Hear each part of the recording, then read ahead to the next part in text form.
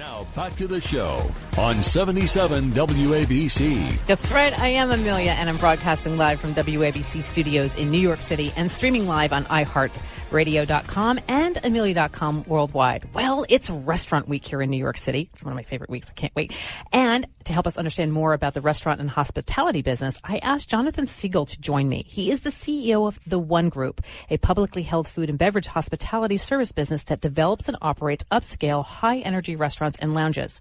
This includes STK, a trendy steakhouse that caters to women, and 7 locations are known to be breaking down the stodginess of the normal old steakhouse and losing that masculine feel and vibe and bringing some trend and fun. Simply put, STK is not your daddy's steakhouse. It's somewhere you're going to find me.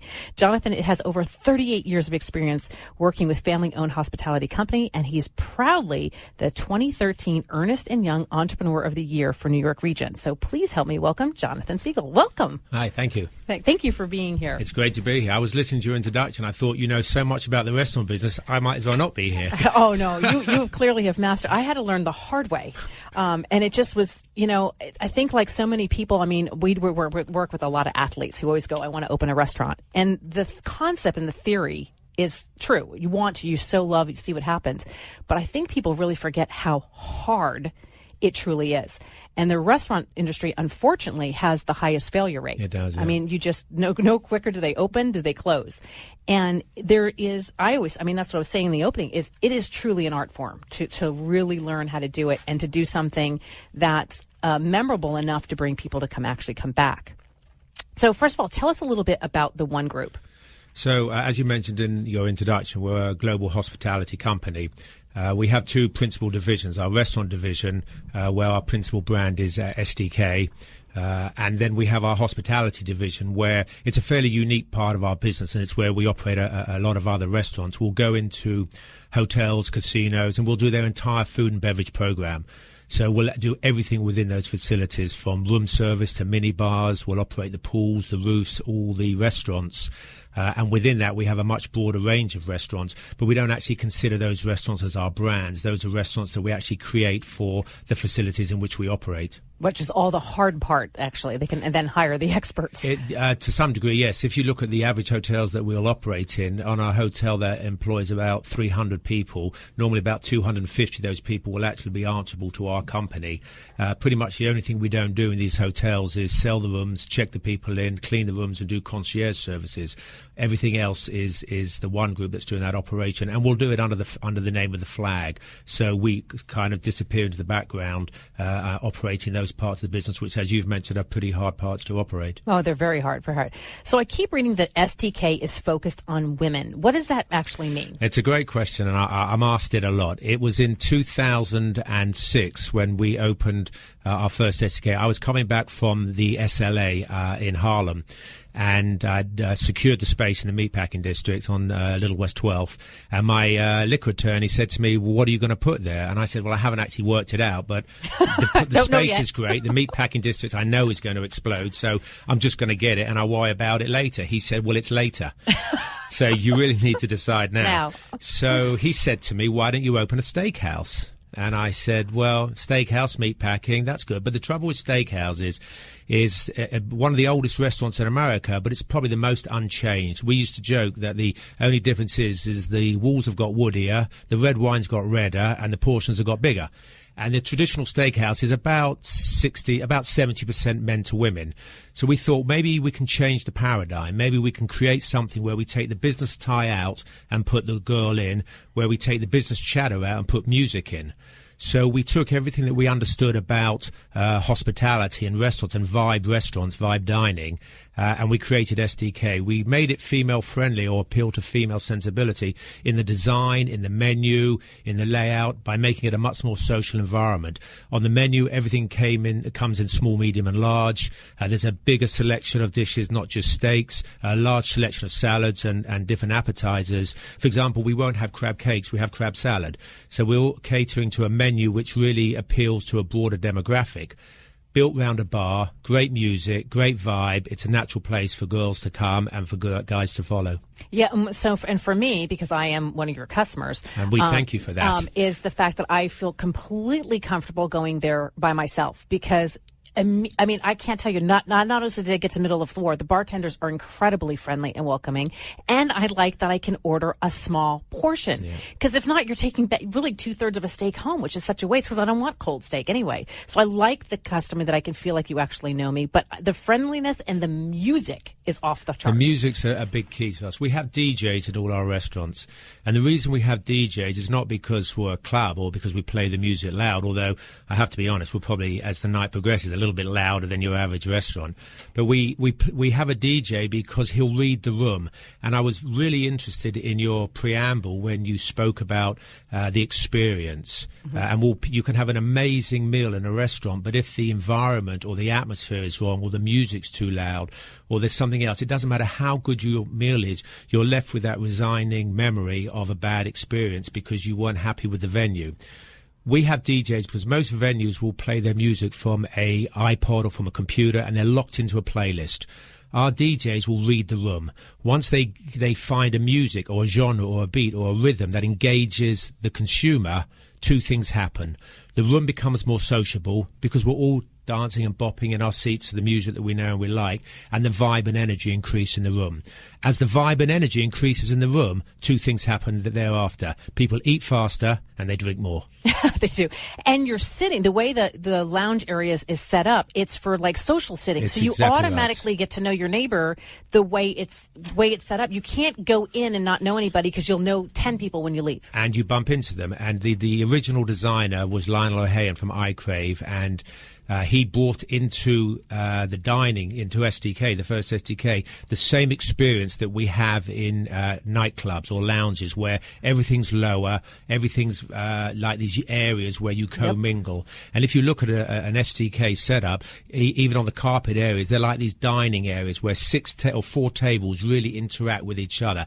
Everything's a little bit lower. So I can actually lead back and bump into the girl behind me, turn around to apologize, and I've broken the ice.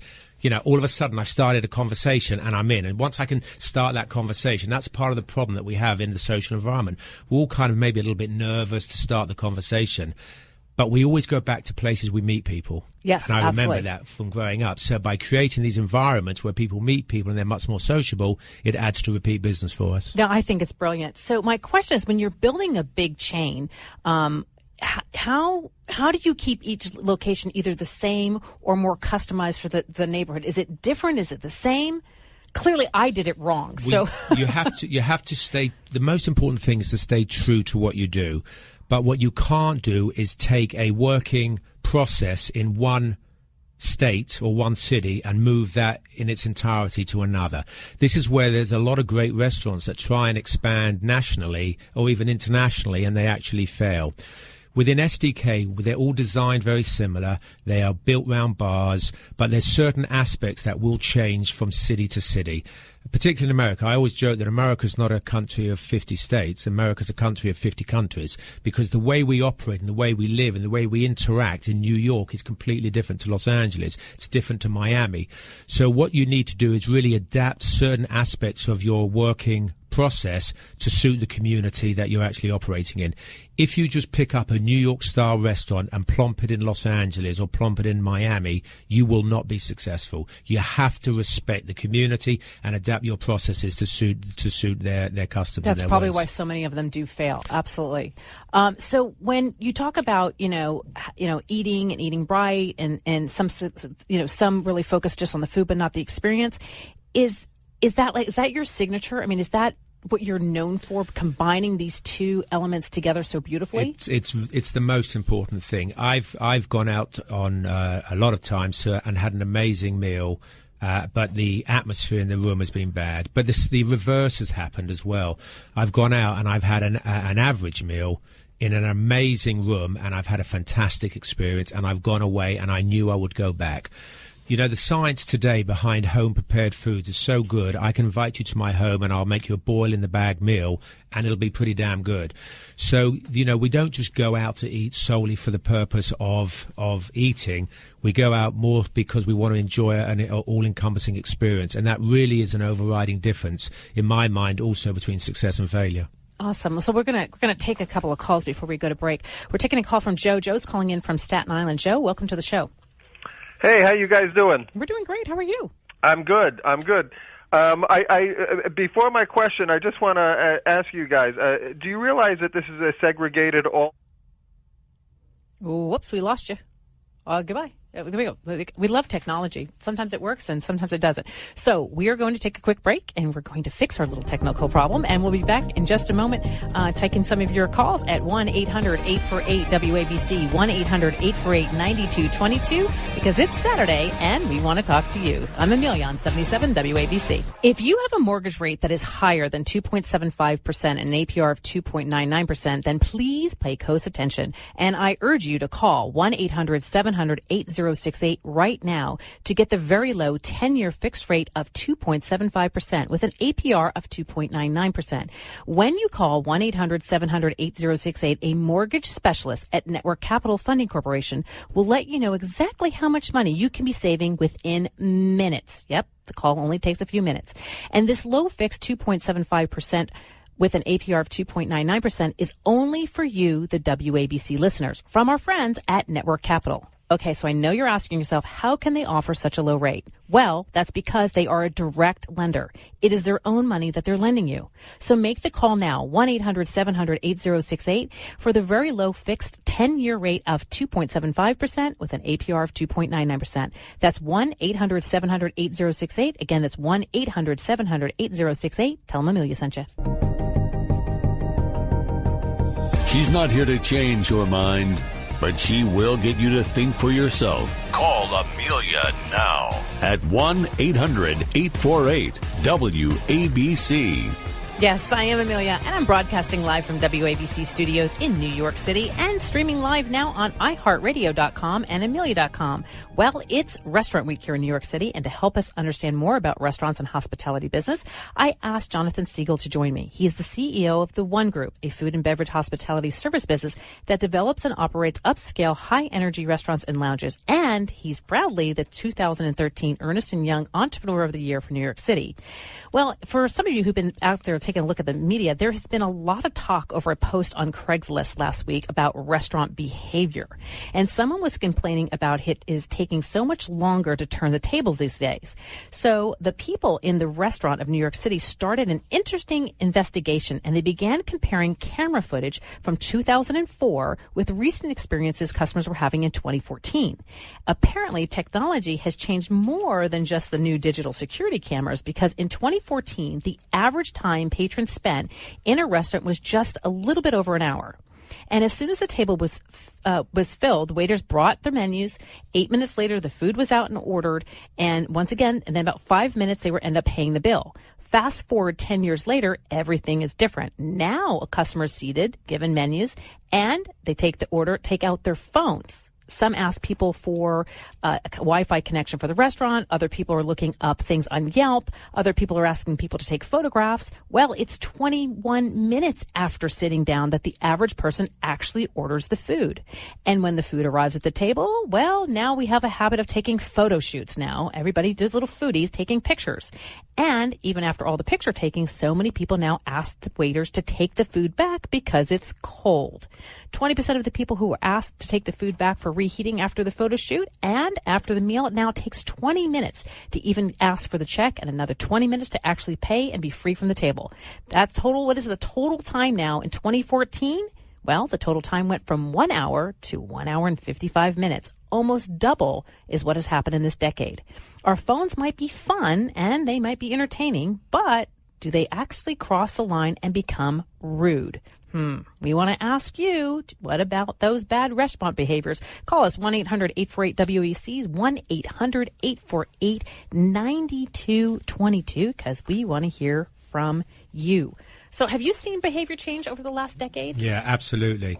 It's funny because in earlier this year, we did a video of STK in London, and we sent a random crew in on it was actually the Saturday just before New Year's Eve, so it's not a great time to do the video. And I read this article, and I suddenly thought of that video, and I went back and I looked at the video, and every other table throughout that whole video, there are people on their phones taking pictures because they actually have another taking pictures of their drinks. Now, in our particular restaurants, absolutely, we're kind of not overly hung up about it because we're just selling the drinks. The way we interact way more between ourselves than there is on food. Restaurant has but it's definitely had an impact on restaurants, and I think it will continue to have an impact on restaurants. And of course, then the consumer sits back, as the article went on to say, to feel that they're not getting necessarily good service, when in fact, really, their whole expectation of service needs to change because of the way they're now interacting between themselves and a restaurant. Yeah, and I was talking a little bit, just from my own experience, how timing is so critical. And I didn't have any of the battles with the technology that is now.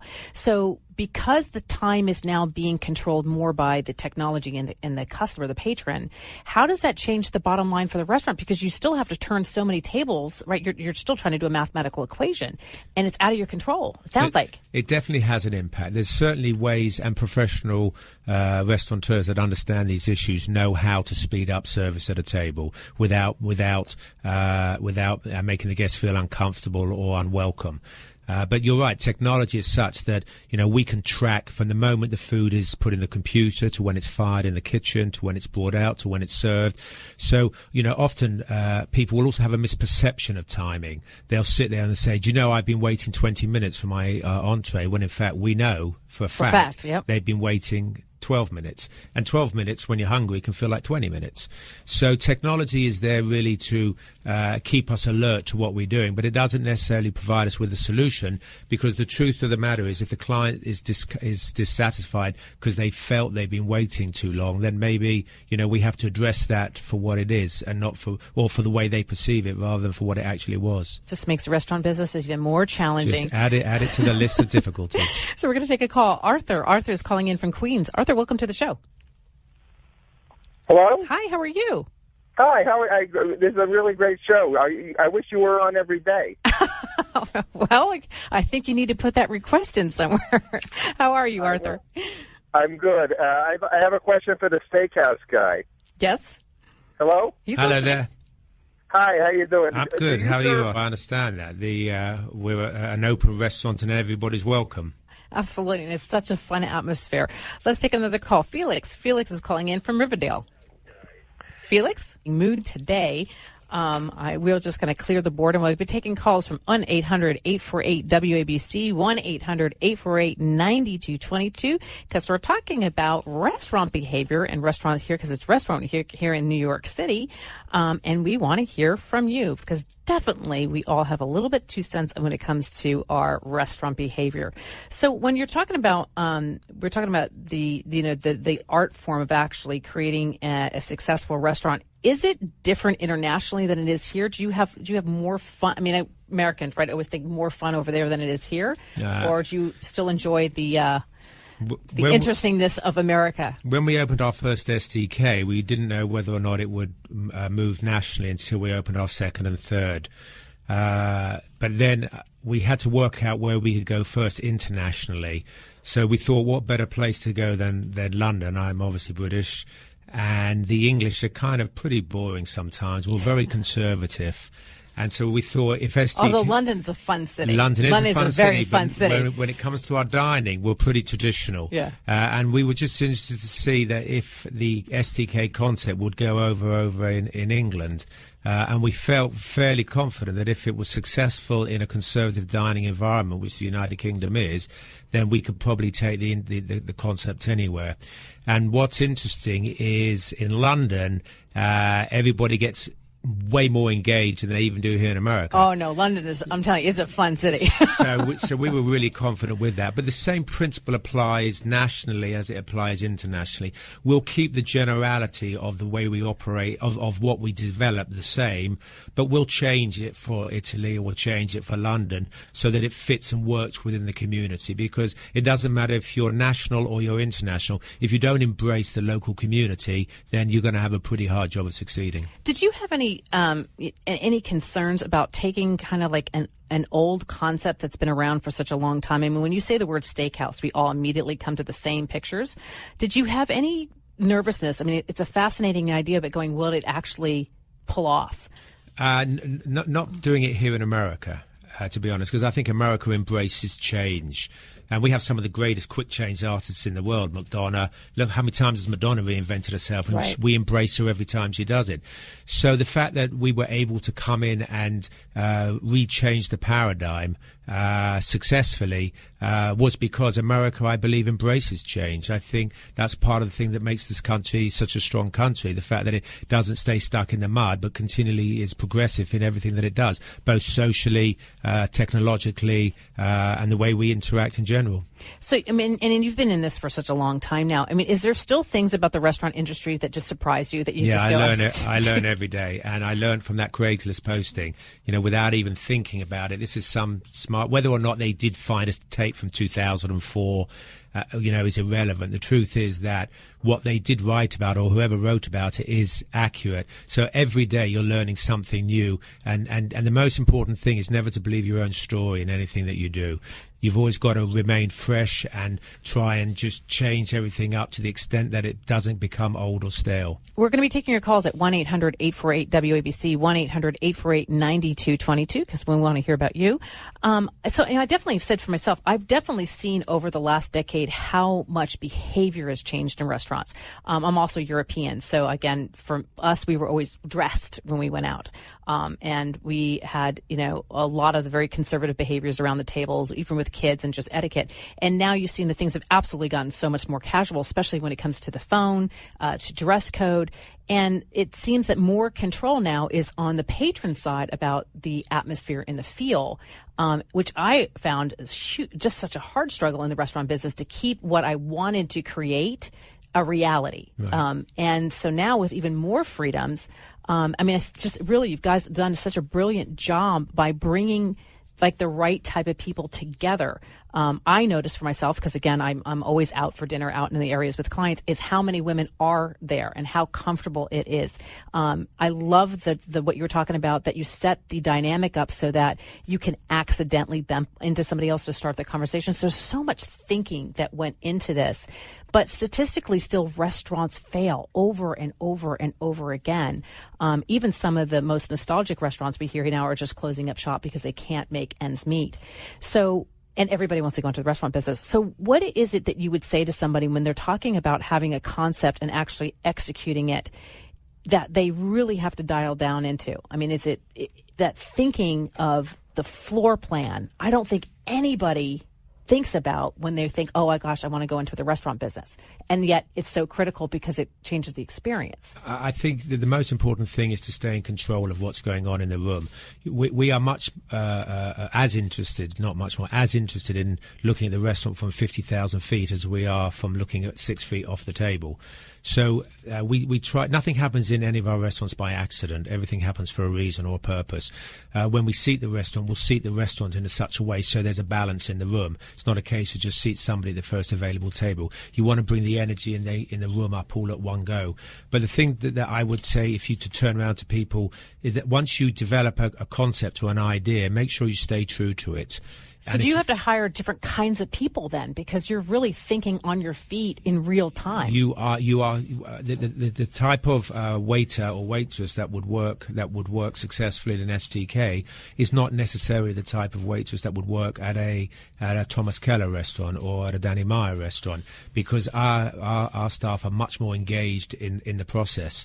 And this is all part and parcel of what we do to stay in control of what's going on in the room. And if we're in control of what's going on in the room and embracing the guest experience alongside or with them, then we're going to keep a balanced, successful room going, and that is what the overriding memory that will stay with people when they leave. So, what's your favorite memory from in the kitchen? Running through it as fast as I can. I'm absolutely terrified of kitchens. I have no clue how they do what they do. Everybody's shouting at everybody, and the food comes out, and I just think it's like a magical land of mystery. Yeah, it's my favorite part to go see is the kitchen, because it's just wild back there. Amelia, I'm terrified. Run through them as fast as I can. So you don't have any Anthony Bourdain moments that you go, oh my gosh, no, but I tell you what I do often comment on, because I started every now and again to watch like Gordon Ramsay on Hell's Kitchen and all of these things, and the truth is none of that happens in a kitchen. I mean, all this craziness that you see on these shows, it just does not happen in a kitchen. Kitchens are much more organized. They're pretty dangerous places. Oh, absolutely. I mean, and you have no room. No, you're dealing with fire and sharp knives and sharp objects, and the last thing you need is sharp wit as well. So the truth is, really, what we see on these shows is really entertainment, but not the reality of what goes on in a kitchen. Because really, the only way a kitchen can be successful is if everybody really does pull as a team. You know, that is one situation where any one station can let down an entire night. So the kitchen really has to work as a team. And if you work as a team, you have to be completely respectful of everything everybody does in that kitchen, whether it's washing the dishes or whether it's flaming the creme brulee or grilling the steak. You know, and so I attract a lot of people who are entrepreneurs, and they would say, you know, what can I do to try to, you know, harness my skills? I say it's the skills of the expediter. I'm like, if you show me the expediter in your business, I can tell you whether you're making money. Most chefs don't even cook. Most chefs in the restaurant, they're not there cooking, they're on the back line expediting, and they'll only jump on the line if they run into difficulty or run behind. But the expediter is the key person in that kitchen. He's the sergeant major that'll get everybody marching to the same tune. So with being at Restaurant Week, you know, what is it that people can do to actually go out and experience Restaurant Week? Because it seems to be, you know, people get excited to actually go out and try new things and get out to see the city. I mean, I know I do. What is your advice to get out and really explore Restaurant Week? Book early.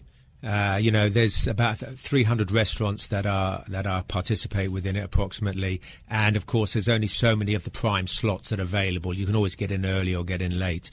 But Restaurant Week is great. It's great on many levels. It's great for the consumer. It's great for the restaurateur. Although we're selling meals at under what we would normally do, it's giving us the ability to expose our business, our service, our style, our food, our experience to a much broader range of people that one day may become regulars of our restaurants. And for the consumer, it's fantastic because the consumer gets to experience a whole host of restaurants that they maybe wouldn't have thought about going to or felt was out of their price range. And it just wins. Everybody wins on every single level. It's also great for a city like New York. They run theirs for quite a long time. It runs about 3 weeks.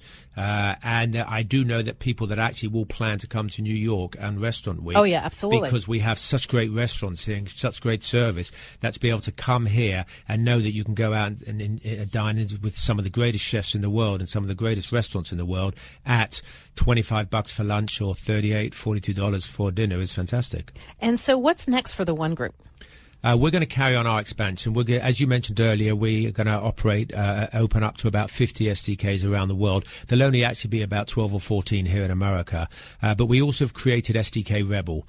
STK Rebel is STK, except it just has a slightly broader menu because it'll open for lunch as well as for dinner. And it's slightly more accessibly priced. STK Rebel is a little bit more garage, it's a little bit more rock and roll, but it's still a stylized steakhouse. And it will really compete with the Ruth Chris or the Flemings or Sullivans. So we believe on that product we could open maybe 100, 125 of those. So that's really a big part of our expansion, both nationally and internationally. Are we going to see one of those here in New York? We are identifying sites in New York. I think New York would maybe take one or two of them. New Yorkers love STK. STK was founded here in the city, and it really was founded on what we understood New Yorkers like and enjoy. So, you know, it's dear to our heart, our operation here in the city.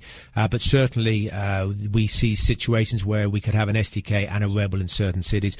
But also Rebel can go to some of the outlying cities. It can go to Westchester, it can go to Greenwich, Connecticut. So we can move it into the slightly out of the cities because the boxes are smaller. An STK is about 9,000 to 10,000 square feet. A Rebel's about 5,000 square feet. So it's a much more compressed STK, still with the same vibe and energy though. So I always say when I sit with somebody who's been an entrepreneur of the year, you know, often we run so fast that we forget our own successes. When you turn around and look back, what makes you smirk and smile? What are you most proud of? I think that, from that particular award was the fact that my father, 15 years ago, was in the same competition in England, and he was only finalist. And it took me 35 years to beat my dad. Oh, So I remind him every day that I can. And I send him a photograph. And every now and again, when I'm in trouble with him, I just send him a photograph of my award. But I think, I was asked the question, what makes an entrepreneur? And I think what makes an entrepreneur is the ability to see over the wall. I think we can all see to the wall. And I think the difference is who can see over the wall. And I read an interesting article the other day, and somebody says if you're going down the wrong road, eventually you have to turn back. And I sometimes think that's a differential with an entrepreneur, because an entrepreneur won't necessarily turn back. They're just going to stubbornly keep going because they really believe in what they want to achieve. And so that's kind of how I see it. I love that. I think we're going to actually close with that, because I like that, being able to see over the wall. I think that applies all the way across the board in life in so many aspects. So it's brilliant. Thank you so much for coming in. You're an absolute joy and pleasure. And congratulations on your success. Thank you so much. And thank you for giving me a place to go hang out, because I desperately needed one. That's our pleasure. So thank you so much. You can always find me Saturday, Interesting Conversations, because I'm Amelia, always here on 77 WABC.